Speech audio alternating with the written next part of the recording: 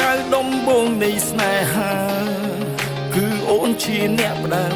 ទោះជួបភ្លៀងខ្យល់ទឹកសន្សើមក៏យើងមិនរុញរាតស៊ូរហូតបានអ្វីអ្វីមើលបងគ្មានបានការទោះមានហេតុផលខ្លាំងប៉ុណ្ណាក៏អូនមិនចង់នៅ